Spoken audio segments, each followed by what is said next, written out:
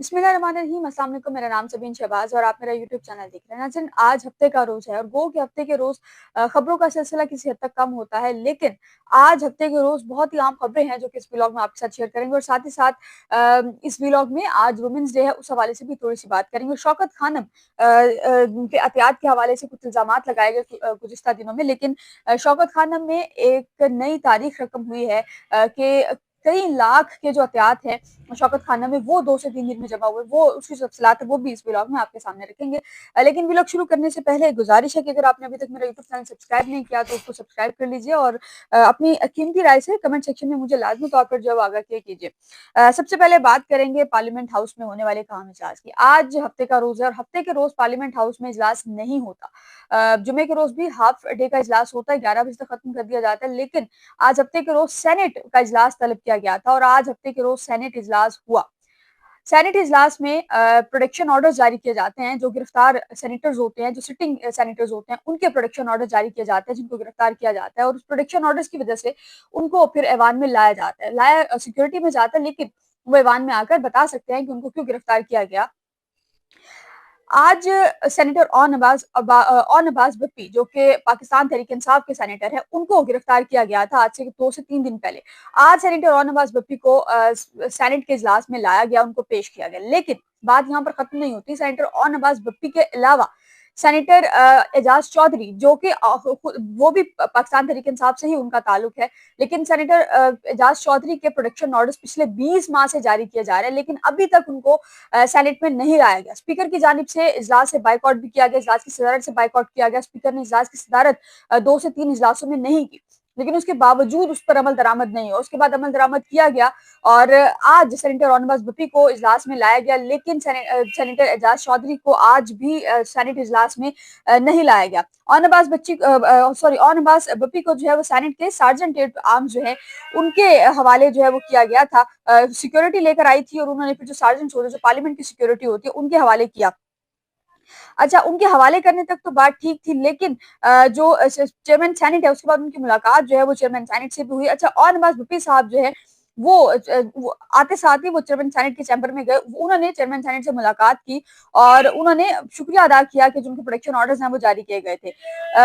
फिर इजलास शुरू हुआ और चेयरमैन सेनेट ने हल्फ जो है वो लिया जाता है, वो हल्फ जो है वो लिया गया। अच्छा, और नवाज भट्टी साहब की जो आमद है वो हुई और उसके बाद जो सेनेटर्स है उन्होंने बाकायदा तौर पर डेस्क बजाकर जो है वो ऑन नवाज भट्टी साहब का इस्तकबाल किया। आज अब शायद इसी वजह से अच्छा श्री रहमान साहिबा, जो कि पाकिस्तान पीपल्स पार्टी से, यूसुफ रजा गिलानी साहब भी जो कि चेयरमैन सेनेट है, वो भी पाकिस्तान तहरीक इंसाफ से हैं। तो श्री रहमान साहिब ने जो है वो चेयरमैन सेनेट का इस्तकबाल किया और उन्होंने कहा कि वेलकम बैक, आपको देखकर जो है वो खुशी हुई। और नवाज भट्टी साहब ने आज सेनेट में इजहार ख्याल किया है और एक बहुत एक एक तरह से एक लर्जा खेज इजहार ख्याल जो है वो कर रहे थे। उन्होंने कहा कि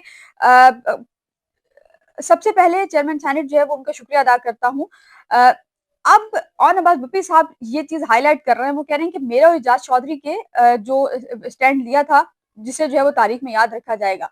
अब वो अपनी स्टोरी सुना रहे हैं कि 6 मार्च यानी कि परसों को सुबह 8:30 पर कुछ लोग उनके घर आए, घर और उनके दफ्तर पर जो है वो रेड किया। वो कह रहे हैं कि मैं अपनी अहलिया के साथ सो रहा था और मुझे कॉलर से पकड़कर घसीटते हुए बाहर लेकर, ये वही तारीख रिपीट हो रही है जो आज से 2 साल पहले 9 मई 2022 से ये तारीख रिपीट होना शुरू हुई है। वही तारीख जो है वो इस वक्त तक भी रिपीट हो रही है। और नवाज भट्टी साहब सेनेट में खड़े होकर ये कह रहे हैं कि मेरे मुंह पर काला कपड़ा था और 2 घंटे तक सफर के बाद जज के सामने लाया गया। जज ने पूछा कि आप पर इल्जाम, मैंने जो है वो जज से ये पूछा कि आप पर इल्जाम क्या है, कि मैंने पूछा कि मैं हूँ कहाँ। उन्होंने कहा कि आप बहावलपुर की तहसील यजमान में हैं और फिर जज ने बताया कि आप पर 5 हिरन के शिकार का जो है वो इल्जाम है। इंतहाई मुज़ायका खेज इल्जाम, और उसमें एक सिटिंग सेनेटर को इस तरह से इस जहालत के साथ उसके घर से जो गिरफ्तार किया गया। और मुफ्ती साहब कह रहे हैं कि उनका एक रोजा रिमांड जो मंजूर हुआ था, वो कह रहे हैं कि मेरा एक रोजा रिमांड मंजूर होने पर जब थाने ले जाया गया तो पता चला कि ये वही थाना है जहां फवाद चौधरी साहब, जो कि पाकिस्तान तहरीक इंसाफ में सिटिंग एमएनए भी थे और वजीर इत्तलात भी रहे हैं, फेडरल मिनिस्टर थे। फवाद चौधरी साहब को गिरफ्तार किया गया था और इसी थाने में, जिस थाने में मोहम्मद भट्टी साहब को रखा गया बहावलपुर में, उसी थाने में फवाद चौधरी साहब को टोपियां चोरी करने के इल्जाम में गिरफ्तार किया गया था और उसी थाने में उनको रखा गया था। ऑनवाज भट्टी साहब कह रहे हैं कि मैं, अच्छा, ऑनवाज भट्टी साहब ने आज अपना स्टांस क्लियर किया। उन्होंने कहा कि मैं इमरान खान के साथ खड़ा हूं, मुझे गिरफ्तार करें, मुझे जान से मार दे, मैं इमरान खान के साथ खड़ा रहूंगा। अब ये हुआ कि ऑनर भुप्पी साहब के खिताब के बाद, ऑनर भुप्पी साहब के इज़हार ख्याल के बाद चेयरमैन सेनेट ने रूलिंग दी। अब वो रूलिंग किस हवाले से थी ये भी आपको बताती हूँ। चेयरमैन सेनेट ने एजाज चौधरी के प्रोटेक्शन ऑर्डर जो कि गुज़िश्ता 20 माह से जारी किया जा रहा है और उस पर अमल दरामद नहीं हो रहा। एजाज चौधरी साहब के प्रोटेक्शन ऑर्डर्स ना जारी होने पर, प्रोटेक्शन ऑर्डर जारी किए जाने पर और उस पर अमल दरामद ना किए जाने पर चेयरमैन सेनेट ने रूलिंग दी। अब चेयरमैन सेनेट ये कह रहे हैं कि 13 जनवरी को अपने खुसूसी इख्तियारात का इस्तेमाल करते हुए सेनेटर एजाज चौधरी के प्रोटेक्शन ऑर्डर जो है वो जारी किए। तो सेनेट के 345वें इजलास में जो सेनेटर एजाज चौधरी उनके प्रोटेक्शन ऑर्डर जारी किए गए थे उस पर अमल किया जाना चाहिए था, लेकिन मीडिया रिपोर्ट से उनको ये मालूम हुआ कि सेनेटर एजाज चौधरी के जो प्रोटेक्शन ऑर्डर्स हैं उस पर अमल दरामद नहीं किया जा रहा।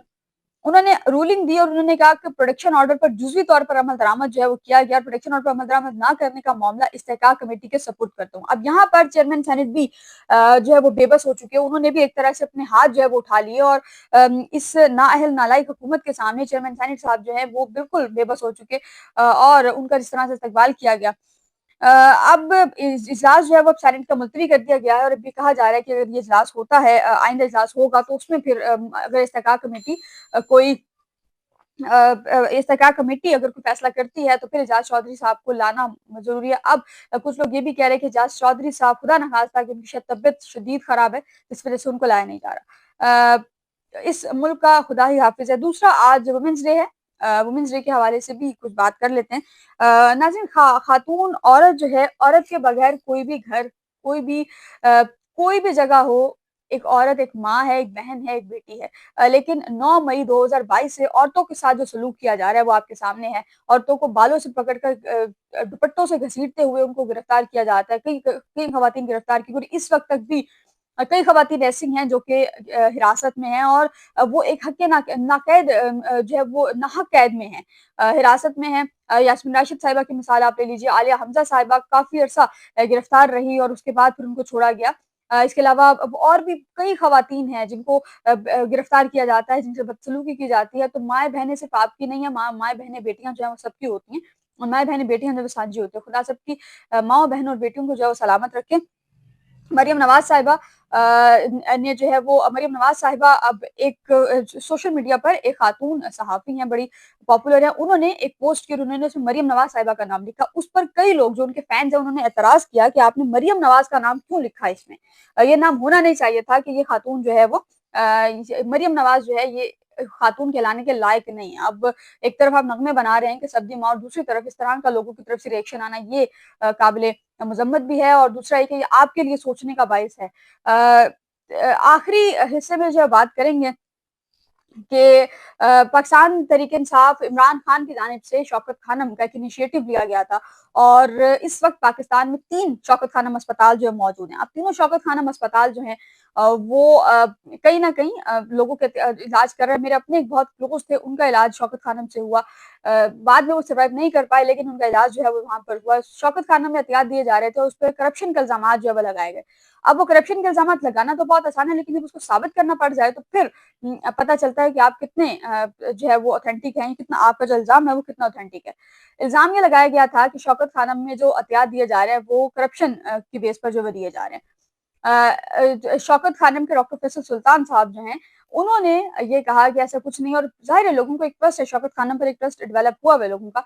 अ अ डॉक्टर आसिम के इसरार के बाद, डॉक्टर आसिम की पोस्ट के बाद सोशल मीडिया पर हमने देखा कि बहुत जगहों पर हमने ये देखा कि शौकत खानम के लिए एक प्रॉपर कैंपेन शुरू हुई। शौकत खानम को जो एहतियात दिए जा रहे हैं उस पर एक प्रॉपर कैंपेन जो है वो शुरू हुई और इस वक्त तक जब मैं ये व्लॉग रिकॉर्ड कर रही हूँ तो इस वक्त तक कैंपेन शुरू हुए तकरीबन 2 दिन हुए हैं और 32 लाख से ज़ायद के एहतियात जो है वो सिर्फ लाहौर की हद तक जो है वो जमा हुए हैं और अभी पूरे पाकिस्तान के जो एग्जैक्ट फिगर्स है वो किसी को नहीं पता, लेकिन इसी तादाद में जिसमें लाहौर में दिए जा रहे हैं उसी तरह से पूरे मुल्क में ये जो एहतियात है ये दिए जा रहे हैं।